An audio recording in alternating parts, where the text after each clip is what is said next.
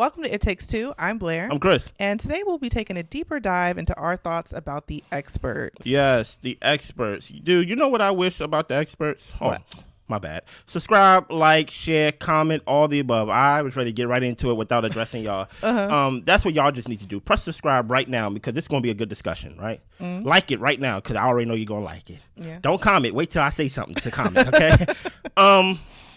You know what I wish that the Married at First Sight experts would do? Because they have a habit of doing this in the past seasons that we've seen that I don't like. They have a habit of defending their picks, defending their decision of who to match, and we can see that as the audience. And I wish they wasn't so defensive about their guesses, about their predictions. What is your thoughts on the experts or just what I said overall? Just thinking about what she said, I wish that there was more room for course correction. Yeah. I think that I agree with you that the experts make their decisions, and watching the matchmaking episode, I could see on paper why they would match certain people together. But I also think that because this is a show, this is an experiment, there is a level of maybe they're not 100% compatible, and maybe nobody's 100% compatible, but they each have something that they bring that they could bring out the best in each other. But the thing is that sometimes the things that people lack cause people to become worse versions of themselves. And I think that that's not taken into account enough when it comes to not necessarily the first decisions, because hey, you got to go off your guesses, your experiences with the people. You're not really going to know how it's going to pan out. But when you start seeing that relationships aren't doing so well, communication breakdowns are happening, it seems like it's on the contestants to reach out to the experts for guidance, even though when we see the experts have their meetups, they say, you know, we've been keeping up, we've been watching what's going on. So I would like, and I think this might just be a production issue because I'm not going to put it on the experts. Look, I know what it's like to be an employee. Okay. So I'm not putting it on the experts to say, get them down here right now, get them on a phone call right now, because I don't really know how that would work in TV world.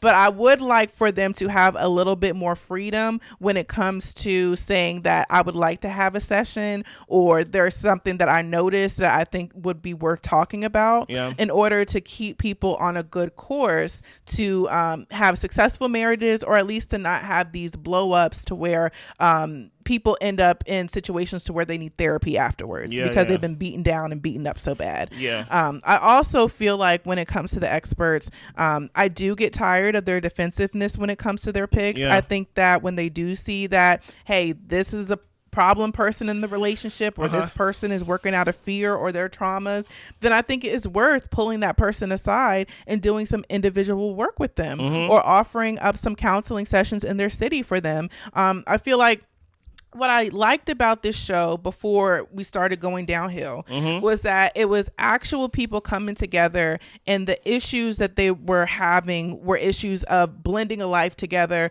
of people of two different backgrounds. That was drama enough. But we've come to a place to where people are slandering people's names and making false accusations and really trying to tear people's confidence and just self-worth down, and it gets really ugly. And the thing is, like, I've had family who watch the show who stopped watching the show because it's gotten so ugly, and I like talking to shows about with my friends and family, and so y'all messing me up with my conversations. Okay. Well, this is about Blair. This is a personal thing. I can't talk to my sister-in-law because she don't watch it because y'all done got too ghetto over here.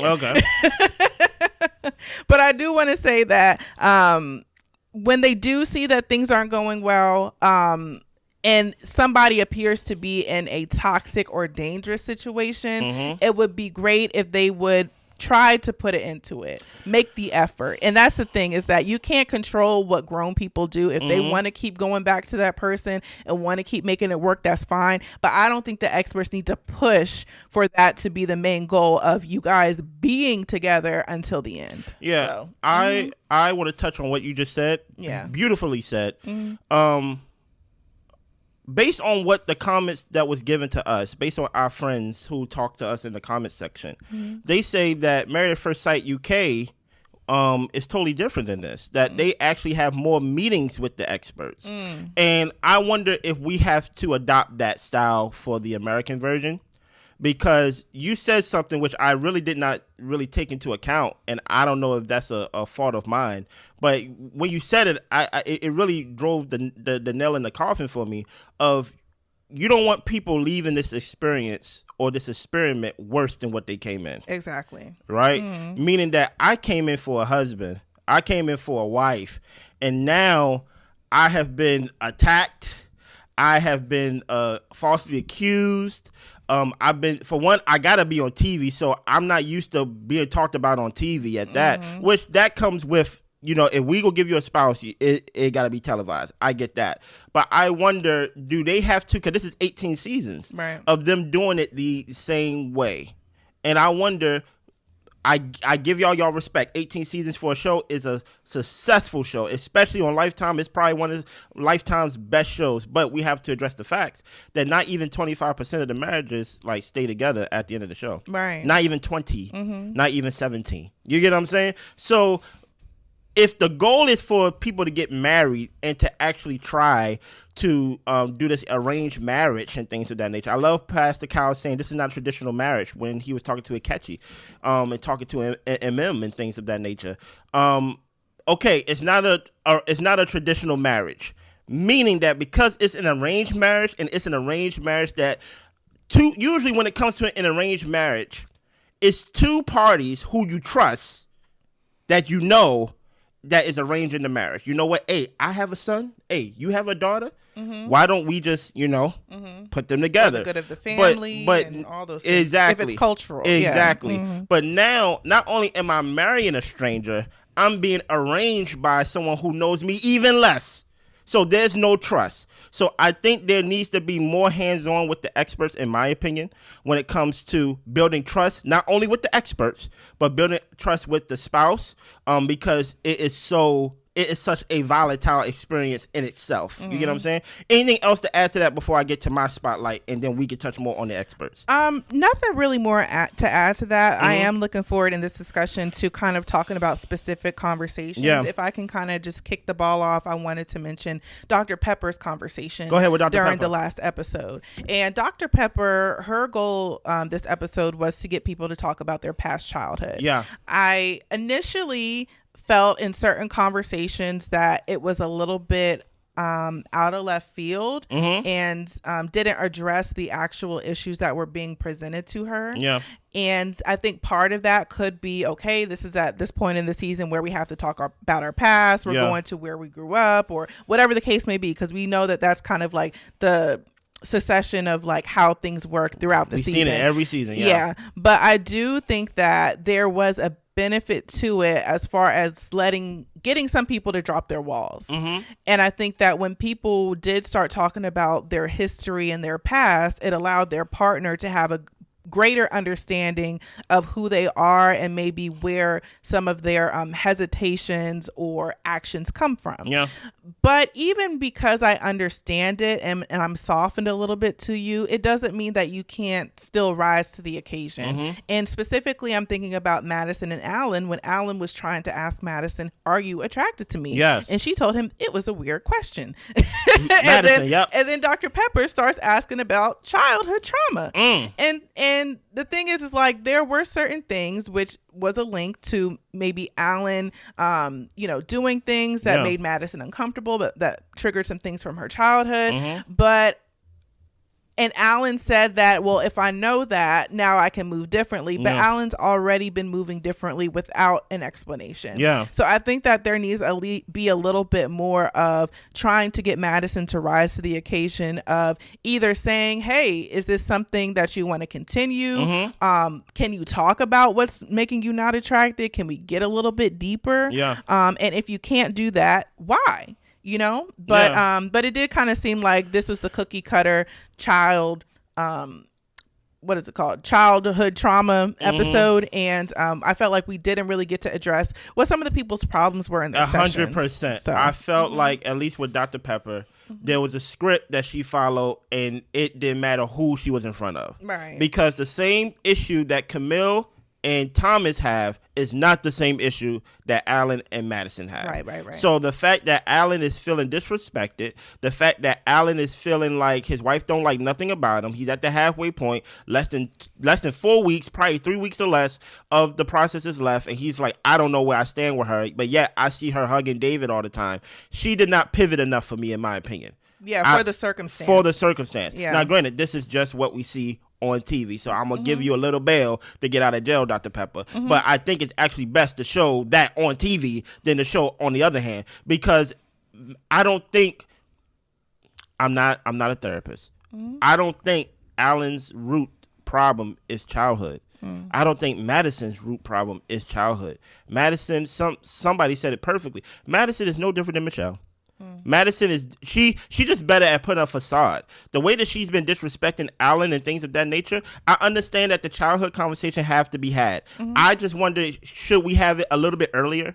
Right? So we can address the actual real issues that come specific to each couple. And I think, to your point, to kick the ball off to what you just said, I think it was a more cookie cutter type of expert meeting than an actual meeting to fix the problem, to identify the problem. And I'm not only for talking to people together, because that's when you get performance. Right. That's when you get performance of, no. I'm going to have these one-on-one sessions, right? I think throughout Married at First Sight, it should be there should never be an episode when they are back in the house when no one's not having a session. Someone should always be talking to an expert to a point. I'd rather them be heavy-handed in the beginning process of the marriage, and in the last 2 weeks or so, like, let them see if they can, like, fly on their own. Yeah, with the tools that they've been given. But to go straight from the honeymoon alone, we saw in last season, Pastor Cal had to be called in while they was on the honeymoon. Yeah, with Lauren and Orion. So I'm like, I think we need to actually, like, you don't teach somebody how to ride a bike with no training wheels, and in the middle of the lesson you put the training wheels back on, right? You got to keep the training wheels on. I think the experts need to be more hands-on, less defensive about their mistakes and things of that nature. Stop cookie cutter, leave the cookie cutter conversations more in the beginning of the episode before the real problems arrive, because it's easy. I think most of these relationships are already broken, meaning like it's unfixable, right? Meaning that any type of therapy, any type of expert advice to like Akechi is not gonna fix the relationship. Anything to Alan is not gonna fix the relationship. Anything to David and Michelle is not gonna fix the relationship. And I wonder, outside of David and Michelle, because I told y'all David broke, but I wonder if experts was able to come in earlier, would they be able to fix something that's not fully broken? And I think that it might be just a needing to change a little bit of the format of the show. Look, y'all got 2 hours. Fill it with something a little bit. Fill it with something a little bit more with substance. Yeah. Like I feel if we gotta have like a therapy session every week and we're kind of digging deeper with different people. Yeah. I think that's fine. Like there's this show that we watch called Couples Therapy. It's a good show. And I really like the couples therapist on there, and she really digs in deep to really getting to know these people, what their issues are, and helping them to become aware of how they can improve for themselves and in their relationships. And she doesn't do it heavy-handed. She doesn't point the finger. And I'm not saying that the experts have to have a different way necessarily about being more like not aggressive, but maybe like more forward. Like I think that there is a benefit to having a therapist who allows you the space to communicate how you do while gently guiding you to something that is a little bit more healthy and helpful. You're right. So I'm not critiquing them in that way, but I think that the format might need to change. Y'all, this show is too long for y'all not to be in there really helping people get better, and like I said, I'm not putting it 100% on the experts. I think that is a production thing, basically the formatting of the show thing, and I think that it's okay to tweak it if you see that people are coming out worse than when they get to you guys. Yes. So and that is 100% right. I like the fact that you gave them a little bail to get out of jail for just changing the format of the show, using the full 2 hours and 30 minutes exactly for some substance, for something positive. But someone who I'm not giving bail to get out of jail is Dr.Pia. Talk to us. I'm sorry.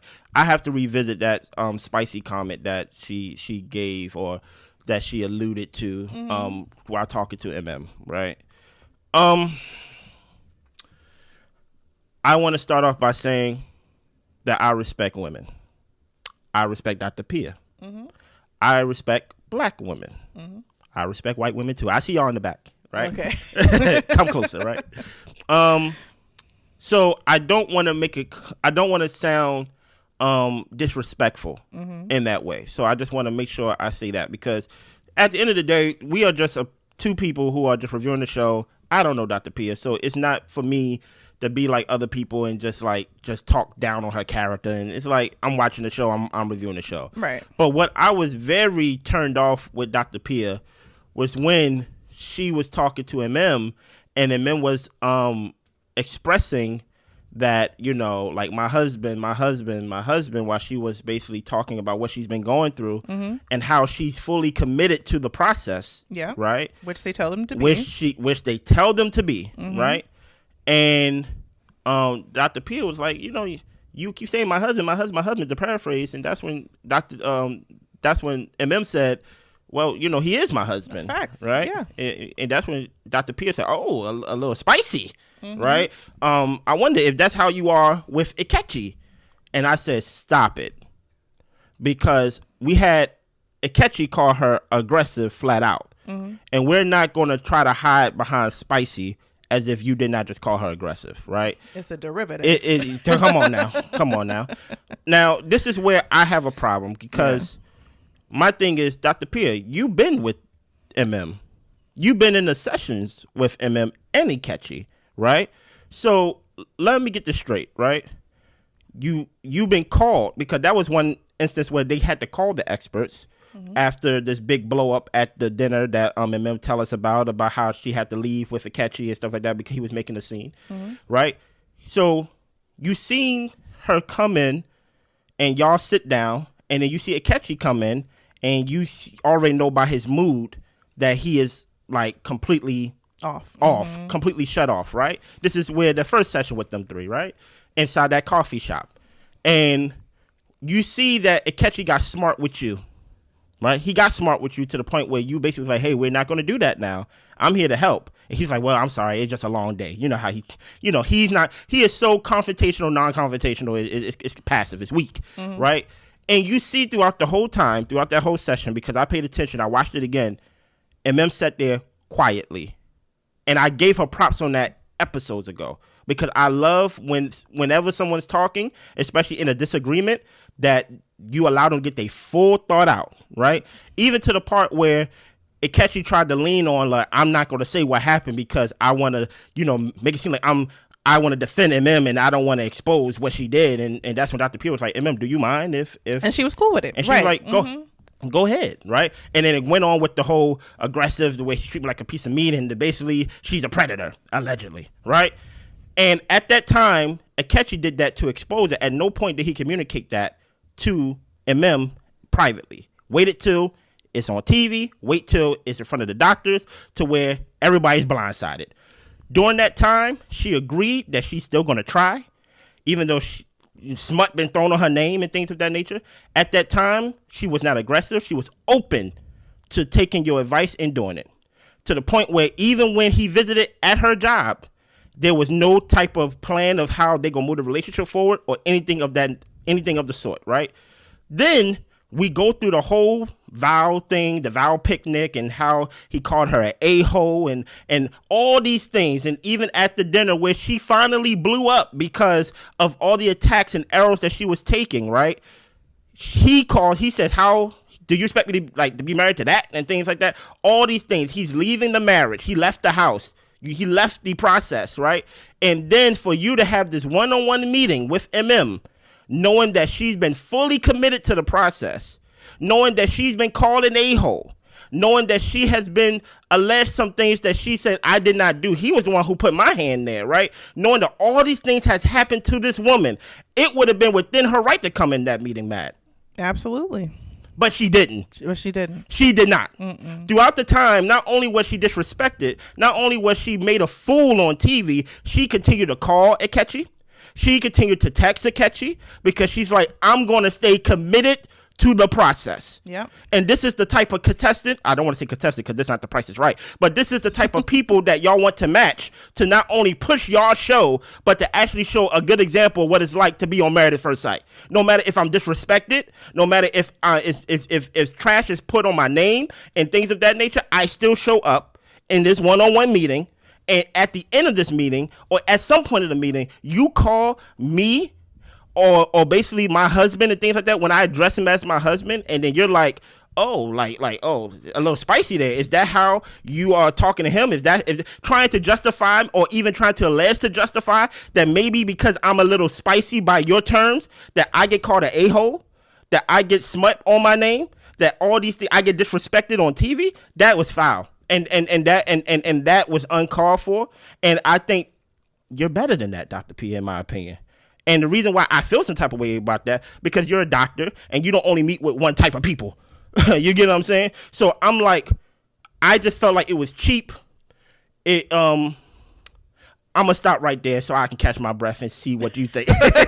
because I can really continue to go on. Yeah, but this is not the Chris show. Right. What do you think about what I said? While I wipe the sweat off my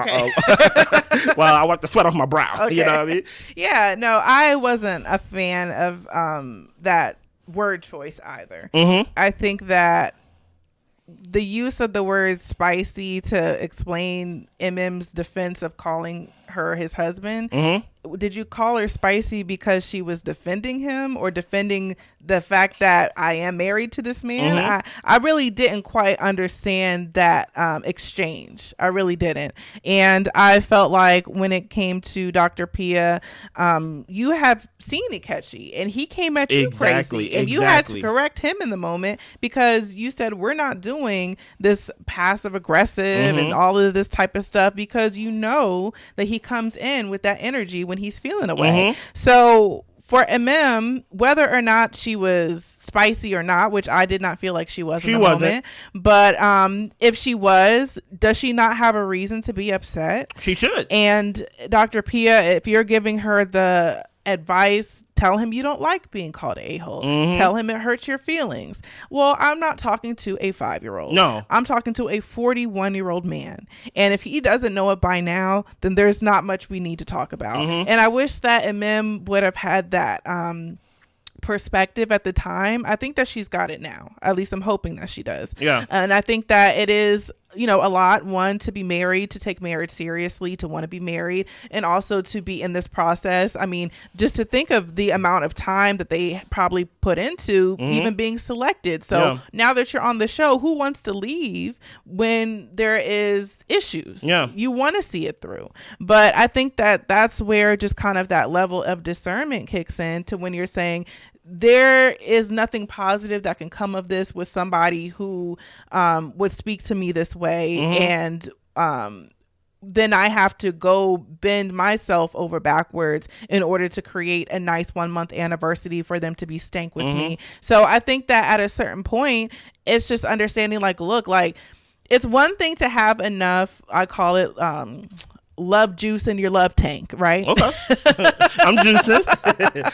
You've got enough love juice in your love tank. Mm-hmm. And if your man or your wife or your spouse takes a little bit out, they're a little snippy today, they got a little attitude, they're whatever the case may be, mm-hmm. there's enough love and history there in order to power through it with your engine to the next day because look, it's an off day, we'll get through it. And this person has shown and that they love me, they care about me, their character is mm-hmm. A1, they're having a bad day.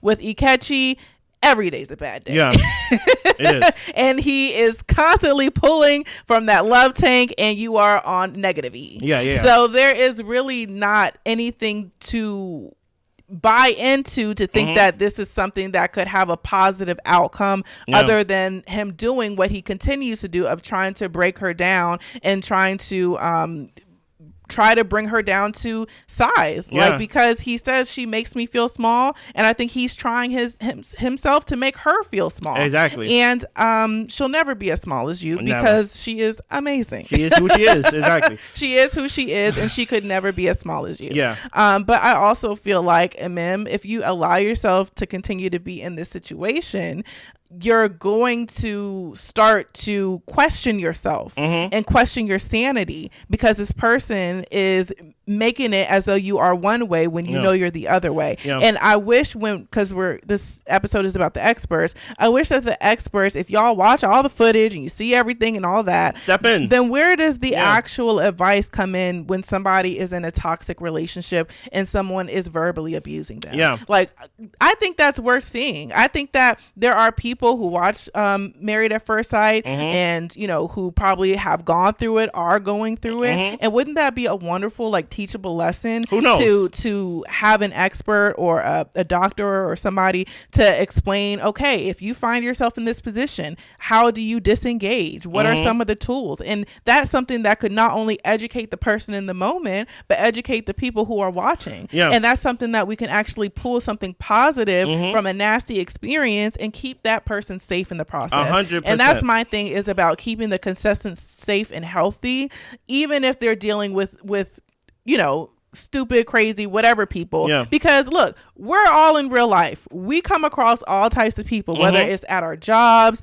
on the internet, or wherever we are. And it is good to have the tools to know how to deal with different personalities and people who might have different personality disorders. So that's kind of what I would like to gather from it. I caught my breath. Okay. All right. Let's go. Let's go back to your love juice thing, right? Right. And this is why I feel some type of way about Dr. Pia, right? Specifically, because I'm gonna maybe call it love gas, because I'm just no. Listen, it's love. It's basically love bank. It's actually love bank. It's love bank. Because I'm just like love juice. You said love juice. Could be anything. It's called love bank, right? This is why I love women, right? And I'm gonna put this towards all women, but specifically Black women, right? All throughout history, there has been historic evidence of Black women turning the other cheek. If it was up to men alone to forgive, forget, and to push things forward, we would not be where we are today as a country, as a world, period. A lot of the progression that we've seen in our lives is because a woman was strong enough to turn the other cheek and to push whatever forward. And that's why I'm like, to basically hear say, which I hear a lot of people giving flack for staying in a relationship or still wanting a relationship with Akechi, and you can give her flack for that. It's up to you. I don't care, right? But for her to come into that session and to give him grace, because even Dr. Pia said, all this stuff you're going through, why do you still want to be with him, right? And she said, because I think what he's doing is a defense mechanism, giving him bail to get out of jail, right? And Dr. P is shaking her head, yes, you're getting it, right? Basically, don't leave the process too. And then for her to basically put to basically top the conversation, or to corrupt the conversation by saying like, oh, that's a little spicy. Is that how you be talking to him? As if he needs any motivation that you seen based of your own personal interaction, Dr. Pia, with Akechi. Were you spicy with him when he just came into that coffee shop and you asked him how was his day, or basically you basically said hi and he was basically passive aggressive with you? He was giving you tood. It was Pastor Cal spicy with Akechi when Pastor Cal was giving him advice and telling him how to make things better and how to show up better in his marriage, and he said, yeah, Pastor. Was Pastor Cal being spicy? So why are you giving that to MM? And it makes me think deeper, and trust me, you don't want me to go deeper because I'll pull this dashiki from under this table.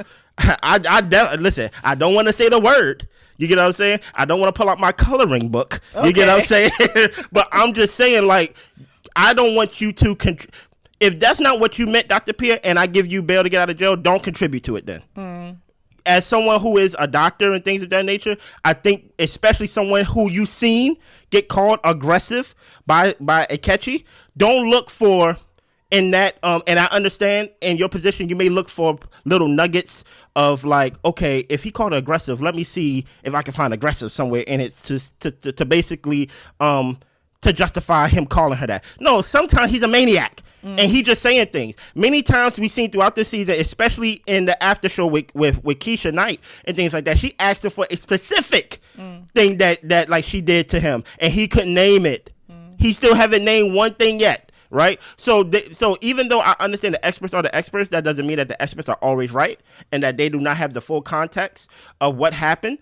And I just think that we should not lead, or even if you try to slide it in as a woman who just got called aggressive by an aggressive man, you get what I'm saying? Right. That you should basically call her spicy, as if synonyms don't exist, right? As if we don't know what you mean, right? As someone who is there to show up, because MM had every right to not show up to that meeting, because she's like, my husband not here. So like, but I think we should reward more people that actually stay committed to this weird process in general, right? And I don't think the reward should be, hey, let's see what you can do better. And hey, are you being spicy? If that's why he acting that way, there's no reason why anyone should be called an a-hole. There's no reason why anyone should be alluded to being a sex predator. There should be no reason why MM should be going through what she's going through by this man who you had interactions with, right? That Pastor Cal had interactions with and things of that nature, to where he has been spicy unprovoked with everybody. right? And I feel like you had enough information, Dr. Pia, to make an educated prediction and like opinion that it's not MM the one that's actually being spicy, especially calling her spicy for the comment that she's saying my husband. You should be happy that someone gets slapped across the face as MM has been throughout the season, and they still showing up to film. And they still showing up to still be on the show and being married to this fool. You get what I'm saying? That's the type of people you want, because at the end of the day, to Blair's point, to go back to your point, I was listening, right? That gives y'all an opportunity to show us that y'all know what y'all doing as experts and how to fix toxic situations. Right. And if a couple could come out of this, I don't think Ikechi and Mem can come out of this, because Ikechi's not willing. It takes two or to do it. even individuals. Yeah, right. But to have someone come out of this, right? Because there are such thing as toxic marriages that start off toxic that are now beautiful now, right? Now y'all got to come to work. Instead of calling people spicy, hey, y'all need to get to work more and actually like put your hands on these relationships and fix these toxic two people or things of that nature, or persons or dynamics and actually show why people should sign up for Married at First Sight, because I can actually trust the experts because they are actually good at what they do. But in this episode, or in this instance, I'm not even gonna put it to a whole episode, you dropped the ball for me. I'm speaking for me, Dr. Pia, with MM and things of that nature. And I just want to touch on Pastor Cal, since we didn't really talk about him much. I like the sit down that Pastor Cal had with Ikechi. Yes. I understand that everybody has their own way and style of doing things. Yeah. And Pastor Cal, from the little bit that we saw, he was not very forward with Ikechi. Yeah. He allowed Ikechi to come out and say whatever stuff he had to say, talk about he wasn't disrespectful, and Pastor Cal gave him a look and was like, you can call her aggressive, and then he said he was, but then he had reasons. And a-hole at that. An a-hole. They say, if you gonna act like one, I'm gonna call you one. What? And then he had his reasons for doing that. And I'm just like, I wish that Pastor Cal, even when they sat down and talked about Ikechi's mind is art and Mem's mind is science, and they kind of have to find a way to come together.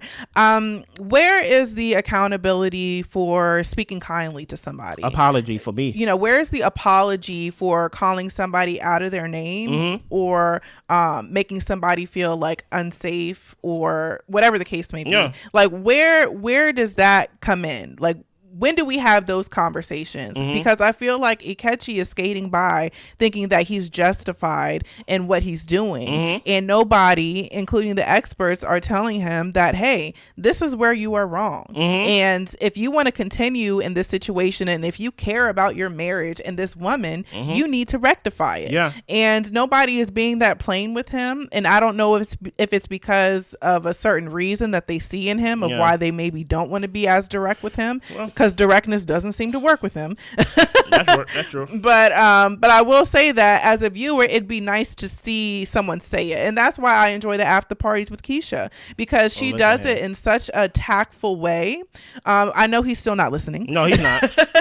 But it is nice to hear somebody tell him, you are not clear. Yeah. And that's why people ask you more than one question, because we don't know what you're saying. Yeah. So it is nice for somebody to speak plainly to him. And I would love for the experts to have some of those conversations with him, even if it's in a light, tactful type of way. I think I know what you're doing. And I also feel like, Pastor Cal, we can't ignore the fact that you are the only black man on the show. Exactly. That is what you're doing. And I think that with Ikechi being a black man on the show, I think he has demonstrated that he has very little respect for women. And I think that even in the conversations with Dr. Pia, he gave her attitude. With Pastor Cal, he seemed to come a little bit less tootish, but he still was spicy. He still was spicy, but he seemed a little bit less disrespectful. Yes. And with Pastor Cal, with you having that position, and he knows that, Pastor Cal knows that with some of these guys, they only respect what he has to say. And I think that's why he was at the sit down with Emem and Ikechi, because Ikechi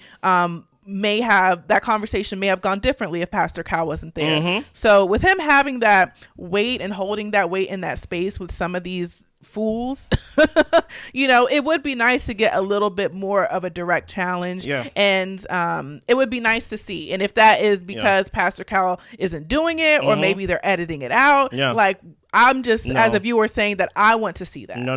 So if they are edited out, then that's bad. That's a bad edit. Yeah. I think I know what you're doing, and you're 100% right, because Pastor Cal is the only male on the show, at that a black male, that you wish that if there's anyone to hold him accountable, you wish that a man will hold another man accountable. With, first of all, the minute that it came out that, hey, was it you who called her an a-hole? And then a catchy response was, if you go act like an a-hole, I'm going to call you an a-hole. You would have wished for Pastor Cal to be like, okay, straight up, we don't do that here. Yes. Like that's not this type of culture. Yeah. Like, we don't have that culture at Married at First Sight. And guess what? And sometimes, if we go be real about it, it does take a man to do that. It does take a man to address that. That's why I think when it comes to your point about like how he's more responsive to the man, if you pay attention to the sit down with Ikechi and MM with Dr. Pia and Pastor Cal was kind of leading the discussion, right? And Dr. Pia kind of drove it home at the end, right? But I'm 100. I see what you're putting down. You wish that as a black man, or as the only man on the show, right, that there is a man there to hold another man accountable when he step out of line. Of there ain't no, let's see what's going on, let's just press reset. No, there needs to be some type of straightening and some type of, we don't do that here on this show. Right? I won't, listen, if you can't act decent and things of that nature, because I'm not here to teach you how to be decent. And I will say this, if people are signing on to do this show, look, at certain jobs, there's a code of ethics. Okay? You have to follow the code of ethics and the code of conduct in order to continue working there. And I think that if these people are signing all these releases to be on camera, we should have a little code of conduct, code of ethics in order to keep this a safe space for everyone involved. 100%. Matter of fact, they should make you an expert. You get what I'm saying?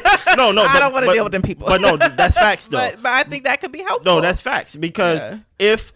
I think that's what we wish to see. And you put it in words, or you alluded to it, and I found the words in what you were saying, because I wish I would have saw that too. And I didn't know that I wanted to see that until you was talking about when he was talking to Ikechi one-on-one. And you're like, you're the only man on the show. So when a man is in a way disrespecting a woman, right, especially as verbatim as calling her an a-hole, right, I don't want to hear nothing else come after that than, hey, brother, we don't do that. Unacceptable. Right? Like correction. Yes. Right? Before you give direction, I want to see more correction from the experts, right? Perfectly stated. Of basically like, hey, no, we don't do that. Right? Because at the end of the day, y'all don't know each other, and we put y'all in this situation, and we gotta at least agree we gonna respect each other. Like you ain't go, because now you putting people in a situation to where people be like, I don't feel safe. And I do want to say, I'm not trying to make the show boring. You know what I'm saying? No, it will actually make the show better. The show is more boring now. But I think that just this constant hammering of people and people coming on thinking that they can treat people any kind of way, they can't do it anywhere else in a business work type setting, depending on where you work. Why should they be allowed to come here and then just show their whole behind? Exactly. Like, it's just not realistic to me. And we gonna touch on another spotlight on Ikechi and MM because Blair hit something during the episode that I want y'all to go back and watch, where she talked about mental disorders and personality disorders and how you don't put them in the same category. And you opened my eyes to that. I was like, wait a minute, maybe you do need to be on the show, right? Because I'm more like straighten him. You get what I'm saying? The maniac. Yeah. He is a maniac. Let's bring Maniac back. I see y'all in the comments. Listen here. Let's bring Maniac back. Let's get rid of a narcissist and insert Maniac. Okay? He's on the loose. Yes. No, but 100%. And just to drive my point, and then I'm done talking because I'm sweating. Oh, right? Goodness. Yes. MM, I understand you're successful. Salute, right? But I ain't gonna hold you. When you ask, can he move back in with you, right? That hurt my feelings. I understand. My feelings were hurt. I understand that if you don't move the vehicle, it ain't gonna move. Y'all probably just would have been sitting there silently, still to this day. Yeah. Right? But I feel like you are not given the full respect that you are earned, that basically you deserve, especially being called spicy segments ago, for you being the only reason why this relationship is still moving forward. You was the one who asked, will you move back in with me? And I understand you were the husband. I understand that your mom wasn't there at the wedding and things like that, and you may have personal reasons why you want to continue on with this challenge, right? And I understand that your job in life is to see hurdles and jump over them. I understand it, right? Sometimes I see hurdles and I'm like, I ain't running that. You get what I'm saying? Go ahead. No, go ahead, because I want to say it after you finish. No, and I'm just saying, in that moment, I want to give you your respect for actually moving the vehicle forward, right? Because Alan said it in the after party rather, that Akechi just gives the answer so we can hurry up and stop talking. Yeah. Well, guess what? At the end of the day, it is not my job to move the relationship forward only. I would have been there quietly, and I think in that moment, MM, you was within your right to say, I am willing to do a reset and to forgive and forget anything, but I need an apology. And I think you are 100% within your right to demand that and to make that if I don't get an apology, I can't forgive without someone asking for forgiveness. And I think you have the right. It's basically the same way as an offer letter, right? When you apply for a job and the job sends you an offer letter, it is within your right to send them an offer letter of like, yeah, this is really my price, and y'all can negotiate, right? I think as MM, you don't only have to accept what is given to you by these experts and by this show and by this man, right? I think in that moment, it was within your right to say, I am willing to move forward, but first I need an apology. And if he's not willing to give an apology, then you say that I cannot move forward. Because he said he's willing to move forward, and then he got his little diary cam and say, I don't want to move forward, to paraphrase. So I think at least you should have asked for an apology. That's the only criticism I have of MM in that episode. And if I can push back on what you're saying just a little bit. Push back. Since this is a spotlight episode on the experts, wouldn't it have been nice for somebody to stand in the gap for MM? We all have things that... Matter of fact, you're right. No, you're right. We all have things that we're not good at, things that we need to learn about ourselves, and things that we can improve. So I don't put it on MM to react any differently than how she knows how to. Yeah. And if she knows how to drive things forward, make things happen, and to be the driver of a situation in a relationship... It is the expert's job to take the keys. Then it is the expert's job to say, MM... I'm going to pause you for a second. Ikechi, we're going to direct this to you. You moved out. Are you willing to move back in? Facts. MM, he moved out. Are you willing to have him come back into the space? Could somebody stand in the gap for this lady? Because she is not going to know to do the right thing every second. No. She's just a person. Okay? 100%. That's all. That's all I had to say. You know what? I tried to put MM in jail and try to give her a little bail to get out of jail. I'm just like, we talking about the experts today. You're right. You're right. That somebody should have stood in the gap, and since he was the one that left, directed to that man. And she doesn't have to be perfect. No, you're right. Anything else? This was longer than I expected, but I think this was a good talk. This was probably our best spotlight. You get what I'm saying? I'll probably go release this probably Sunday. You get what I'm saying? Okay. Anything else? That's all. I need y'all to subscribe. This was good. I told y'all to subscribe in the middle. I told y'all to subscribe in the beginning because it was gonna be good. I told y'all to like it because I know that y'all was gonna like it. I told y'all to comment because I want to hear what y'all think. And don't be selfish in 2025. Share the episode. All right. You get what I'm saying? And remember, if you're in the comments, I see you. Yeah. Anything else? That's it. Y'all good. Bye.